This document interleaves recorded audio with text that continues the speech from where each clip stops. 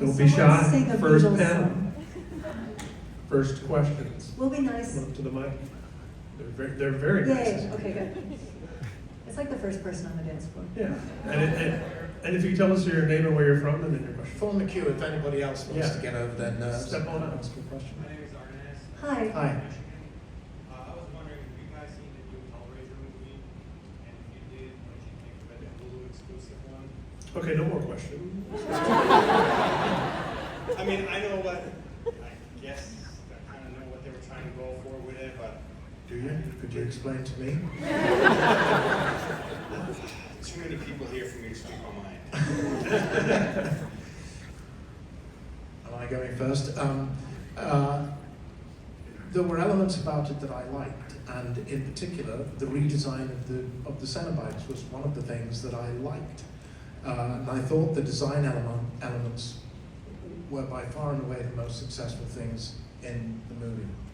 And when Jamie came on screen, I perked up because I was getting a bit bored, and I had already seen pictures of the redesign of it, and I'd gone online and said I thought it looked great, and both the redesign of the makeup, but also the change of palette to those kind of pink, purple, They look like intestinal- undersea creatures, kind of. I thought that To was be kind honest of. with you, I wasn't a fan of it, but Yeah, Well, I didn't like it. I And like she- the original. You know, when I classics. appear in that hospital scene, which we've talked about, it's very masculine. It's very in your face. It's very upfront. You know, we're Cenobites. We're this. We're that. We do this, and we tear your soul apart. Okay, got a problem with that? It's Yeah. very boom. You know, and when she appeared, it's very still. Yeah, well, like you talked about earlier, I mean, to cut you off, is like you said, you know, yours were like the classic, and it's like, he has no good side, bad side, it's all like, you know, make up your own mind what your own hell is. And then we get this side over here. Yeah. Well, so the image looked a bit doll-like and a bit childlike, and I thought that was cool. And I wanted a voice that went with it. I wanted something still menacing and nasty, but something quiet. Tell about the skirts. Tell about how it's written, how your voice is written, and the skirts, and how Clive wrote your voice. Oh, well, that's in Hellbound Heart. He says, Pinhead, who doesn't have a name, never did have a name, its voice was light and breathy, like that of an excited girl, which, you know, not a direction I chose to go in, but I thought here was something that would work. And then they gave her a voice that sounded a bit like mine, and I'm sitting in my lazy boy watching it, and I'm going, why have you done that? That doesn't work. Have the courage of your convictions. And it seemed to me that they didn't really know what to do with the Cenobites. Like Chatterer had 2 shots, and he was done, and I didn't quite get it. But the metal grid around the house, and what's his name, Wisniak, the doctor from ER, going up into the ceiling at the end to be an angel. I didn't know why the fuck he was doing it, but I thought it looked very, very cool. And so, and to the point that you made, in a lot of ways, Hellraiser is a 1980s slasher film. And I've always said that you can imagine Hellraiser without the Cenobites, without the box. The basic story still holds together. You have to sidestep a little bit, but Julia and Larry coming back to the house, and Kirsty following, and her strange relationship with her father, and Frank coming back, or you know, Frank having died in the house. We need to find another reason why, but that's okay. The mattress, the blood, he comes back to life. Julia goes out to nightclubs, brings back balding British businessmen and beats their brains out As you do. to give his blood. Very relatable story. To give their blood to skinless Frank, who's still there in the attic with his wine and his cigarettes, coming back to life, and gets in Larry's skin. And we need to find another way for Kirsty to save the day, but you can do that, and you have a fairly serviceable slasher movie. And then Clive takes this grain of pure gothic horror and just drops it in the middle of that, and the whole movie goes boom, and it becomes something else entirely. But the basic story is what holds Hellraiser together and is what makes Hellraiser work. The basic story in the remake to me was just a bit lame, you know. Kids do drugs. I was so shocked. I never knew that. You know, she found the box in a parking lot. Okay. I didn't care about anybody. If the Cenobites had killed them all, first time I met them, I wouldn't have been upset. So, in the end, for me, it was missed opportunities. I'm just a bit, sorry. Oh, no. No, you're good. Thank you. Let's switch over to this side. If you could tell us your name and where you're Two from. microphones. And your background. Yeah. No expense has been spared. Hi, I'm Rachel. Hi, Rachel. I'm from here.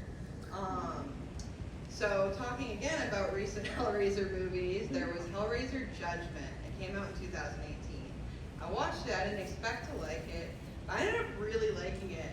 And at the very end, you see Pinhead thrust into his personal hell, which is a cubicle in the city. And I'm wondering, like, do you think that that is Pinhead's personal hell?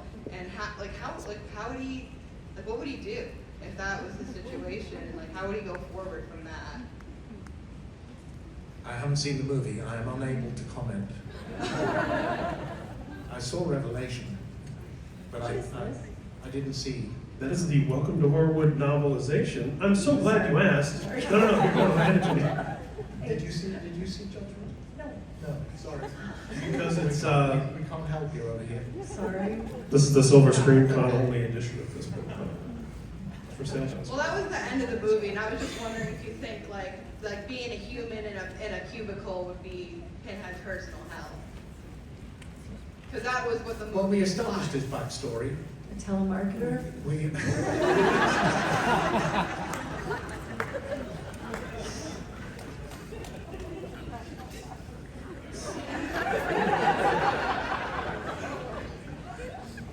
I don't think we're going to be able to top that.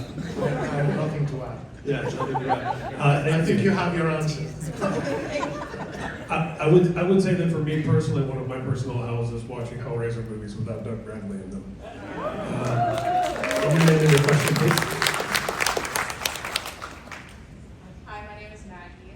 Hi. My question is, so the story about the Raven pictures really got me interested, and I'm wondering if there were any other synchronicities or like odd occurrences maybe that led up to you joining in with the cast or throughout the making of, let's say, the first movie. I think just, that's a really interesting question. I think that I was in class tangentially with this girl who happened to be volunteering as a PA at that studio at that time, that they hadn't gotten on a plane yet to go to the UK, that Clive was there, there was the communicative alchemy of that, and like he said, you know, we want to test you, will you come to the UK? And then he played both my dad and Pinhead in the audition, and then Clive was like, I really want you to get this, they want a name, but I'm going to fight for you, and then like 3 days later he called and he said we're in, which rarely happens, and it was just, everything just yeah, it did, and like, Clive, like, I'm so sorry, I don't know why this is happening in Los Angeles. He was so collaborative. You know, Julia's there with the puzzle box. She's dead. And I was like, could rigor mortis have started to sit? He's like, yes. So when I fight for it, like little things like that, he was so open to collaboration because creatively he's so confident that he doesn't need to prove anything. He's very, very open. And so we all had this ease with each other creatively. So I think magic happens when you have that. Things that you can't foresee. It's beautiful. Yeah. Sure. Thanks. We'll back over this way. Hi, my name is Ezekiel. I'm from Providence. Is microphone working? Is it? Yeah, Yes, yeah, getting yeah. close enough. There we go. Yeah, yeah, Now yeah. it's loud. Okay. You can either answer either or. Of all the movies for Hellraiser you've acted in, what was your most favorite, or if that's too hard to choose, your least favorite part of filming on set? It could be either a workplace dynamic, the special effects, the particular scene you were working on, anything like that. I was kind of curious. Favorite movie or favorite moment? Favorite part while filming? Favorite Like kind of like. taking the makeup off. I don't know that I can isolate one. It's moments. Yeah. It's moments when you just feel as though everything, all the moving parts have slid into place. It's hard to be more specific than that. And it's moments where you feel that the atmosphere on set is the atmosphere of the reality that you're portraying. So some of the moments in the torture rooms when we get the full rig going with the chains and the hooks, and you're trying to pick a path through all of that and hit it with the lighting, and it's moments like in Hellraiser 3, the audience of death, as I call it, when Joey comes back to the nightclub and Pinhead has arranged the audience of corpses for her, and then I appear around the pillar at the back,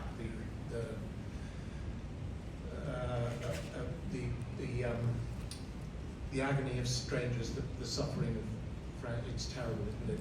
All of that, I'm paraphrasing very badly. There is a secret song at the center of the world, Joey, and its sound is like razors through flesh.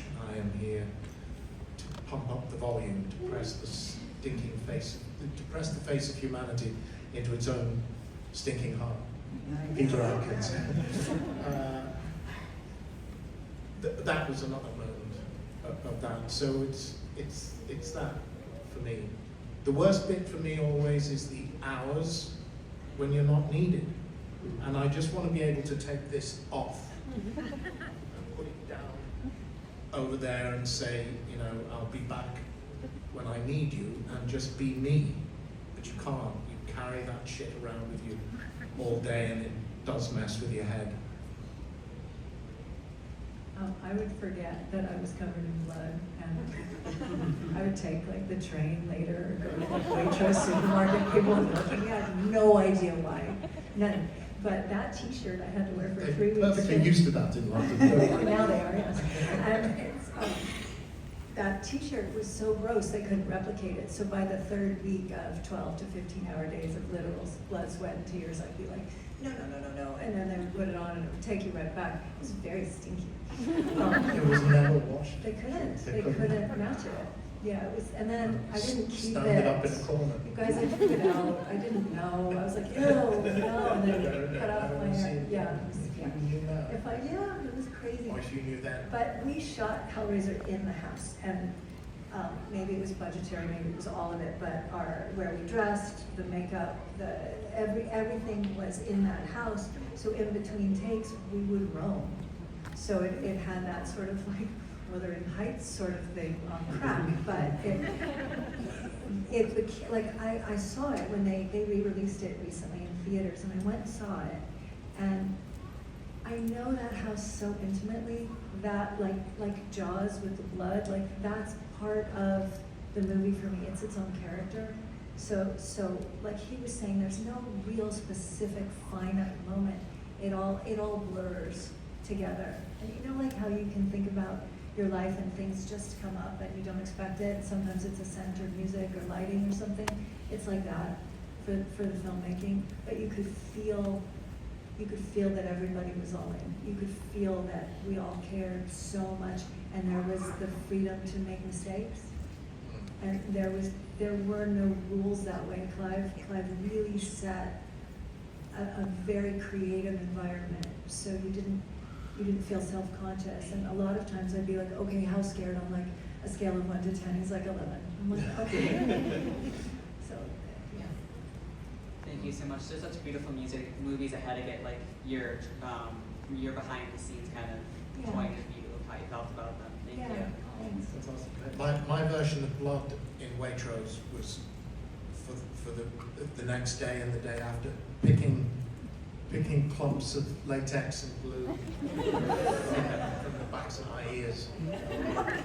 He also drank tea and had like big black reading glasses, and but dressed like Pinhead, so with your reading glasses on. As blind as a bat. And then I took a picture like that Vermeer girl with the pearl earring of you, the Polaroid, because he had his costume down like a little off. And I was like, hey Doug, this one's like. But I also have to, you may have seen pictures of me in a dressing gown, smoking a cigarette with a cigarette I holder. love that picture. And I always have to explain that away because I look like an absolute Diva. idiot, yes. I look kind of like, you know,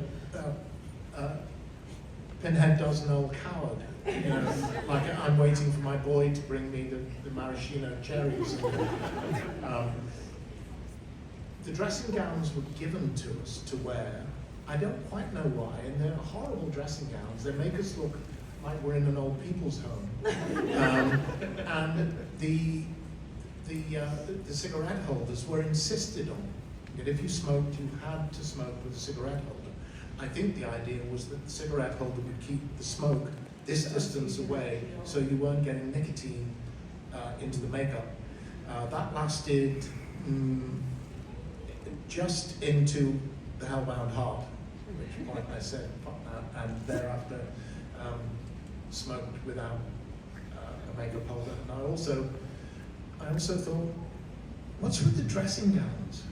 So after Hellraiser 2, I didn't wear a dressing gown either, so that's the reason. It was not me being swanning around. Darlings. Look at me, I'm in a horror film. I think we have time for a couple more questions. We'll go over here.